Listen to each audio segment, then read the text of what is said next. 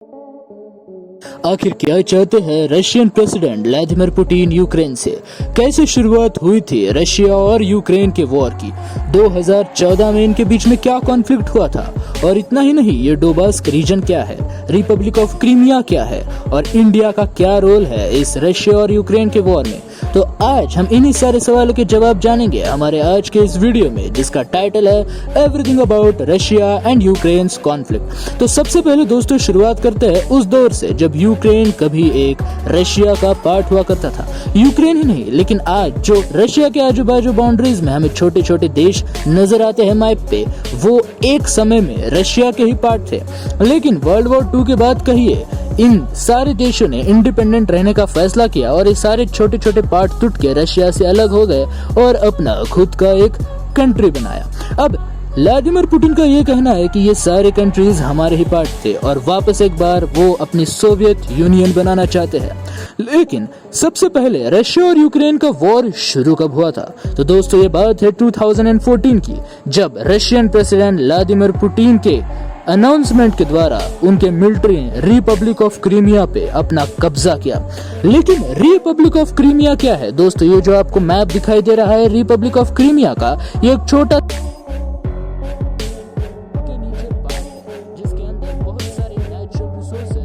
Coal mines है। अब Russian president Vladimir Putin का ये कहना है कि यूरोपियन कंट्रीज, वेस्टर्न कंट्रीज इसके ऊपर अपना कब्जा जमाना चाहती है और वो यूक्रेन को एड़ा घुमाते हुए इस रिपब्लिक ऑफ क्रीमिया का फुल ऑन फायदा उठा रही है। इसकी वजह से उन्होंने 2014 में इस रिपब्लिक ऑफ क्रीमिया के ऊपर कब्जा किया। अब इतना ही नहीं, इसकी वजह से इनको नाटो से निकाला गया। अब नाटो ये क्या है दोस्तों? नाटो ये कोई और नहीं बल्कि एक 8 देशों का संगठन था, जो कि हर थोड़े सालों के बाद या फिर एक पीरियड ऑफ टाइम के बाद एक मीटिंग बुला के हर चीजें डिस्कस करते थे। लेकिन रशिया को इसके बाहर क्यों निकाला गया और इसमें और कौन से देश थे? तो दोस्तों नाटो में G8 यानी कि 8 कंट्रीज थे 2014 के पहले, जिसमें रशिया भी शामिल था। इसमें जापान, जर्मनी, USA और भी बाकी के टोटल मिला के 8 देश थे। लेकिन जब रशिया ने यूक्रेन के ऊपर अपना कब्जा जमाने की कोशिश की, जब इसे यानी कि रशिया को बाहर फेंका गया और तब से अभी ये सिर्फ 7 कंट्रीज का ही संगठन है। और नाटो का ये कहना है कि अगली बार अगर रशिया यूक्रेन के ऊपर यानी कि जो अभी वो कब्जा करने की कोशिश कर रहा है, अगर वापस एक बार वैसी चाल चली गई तो उसके लिए अच्छा नहीं होगा। लेकिन क्या हो रहा है आज के समय में, ये हम अच्छी तरीके से जानते हैं। लेकिन अब आपको जो मैप के ऊपर 2 जगह या फिर 2 प्लेस दिख रहे हैं ना, ये 2 प्लेसेस मिला के इनको डोबास्क कहा जाता है और यहाँ के लोकल पीपल यहाँ इसे डोबास्क ही कहते हैं। लेकिन अब यहाँ के जो लोकल पीपल है ना दोस्तों, ये रशियन स्पीकिंग है, यानी कि उनको भी रशिया में ही खुद को ढालना है और रशियन बनना है। और इसके लिए व्लादिमीर पुतिन उनका फुल ऑन सपोर्ट कर रहे हैं और इसकी वजह से उन्होंने इस पार्ट की यानी कि डोबास्क रीजन पे अपना कब्जा जमाने की कोशिश की है।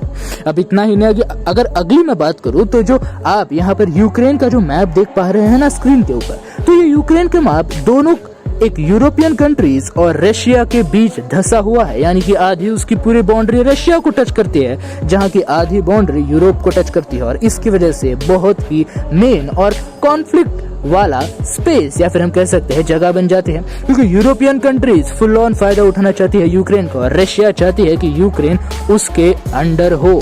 लेकिन अब हम बात करें कि ये वॉर करके ये इसके ऊपर कब्जा जमा के आखिर करना क्या चाहती है, तो दोस्तों ये जो रशिया है ना, ये यूक्रेन के ऊपर अपना कब्जा जमा के बस यूक्रेन के ऊपर रुकने नहीं वाली है, क्योंकि पुतिन एक ऐसे प्रेसिडेंट है जो कैलकुलेटिव मूव्स करते हैं, यानी कि इनकी ये तैयारी 2017 से ही चालू थी। अब वो यूक्रेन के बाद अगले किस देश को टारगेट करेंगे ये हम नहीं जानते हैं। अब इसमें चाइना का क्या रोल है दोस्तों? चाइना को अपने करेंसी की जो पावर है ना वो बढ़ानी है और यूक्रेन को चाइना का सपोर्ट चाहिए, जिसकी वजह से दोनों एक सिम्बियोटिक रिलेशनशिप में चले गए हैं, जिसकी वजह से रशिया जो है वो चाइना की मदद कर रही है और चाइना रशिया की। लेकिन यहाँ पर अगर हम देखें तो इंडिया का इसमें बहुत बड़ा लॉस भी हो सकता है और इंडिया न्यूट्रल रहना पसंद कर रही है, लेकिन जिसकी वजह से हमें दोनों तरफ से बहुत सारे मुश्किलें फेस करने पड़ रहे हैं। लेकिन हालांकि हमने अभी देखा है कि जो रशियन रॉकेट है उन्होंने दूसरे कंट्री जैसे कि जापान, USA इनके झंडों को, इनके फ्लैग्स को अपने रॉकेट पर से मिटा दिया,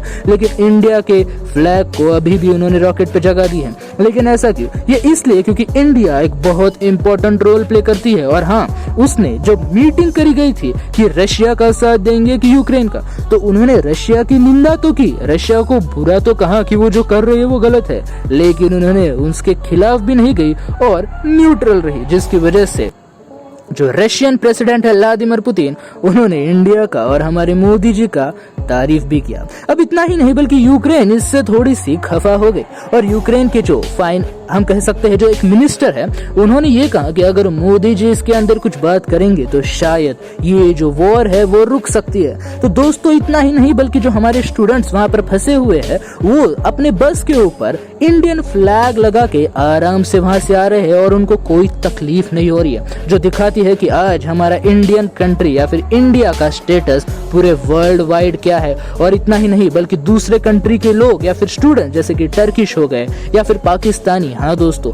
ये लोग भी इंडिया का झंडा लेके वापस आ रहे हैं और इसकी वजह से उनको कोई हानि नहीं पहुंच रही है। अब हम बात करें कि इंडिया का तो ये रूल हो गया भाई साहब, लेकिन क्या इस वर्ल्ड वॉर से किसका नुकसान होगा? दोस्तों इस वर्ल्ड वॉर से किसका फायदा होगा ये तो हम बिल्कुल नहीं जानते हैं, लेकिन नुकसान होता है कॉमन इंसान का, क्योंकि इसकी वजह से हमारी इकोनॉमी पहले से ही अब नीचे ढल रही है, नीचे गिर रही है। इतना ही नहीं बल्कि यूक्रेन में जैसे ही ये बात चली कि वर्ल्ड वॉर 3 हो सकता है, वैसे ही सारे के सारे यूक्रेन के बिजनेसमैन ने अपने अपने शेयर्स बेच दिए और इसकी बदौलत ये हुआ कि इंटरनेशनल मार्केट से लाखों करोड़ों का पैसा निकल गया और इंटरनेशनल मार्केट को एक बहुत बड़ा नुकसान हिट करना पड़ा।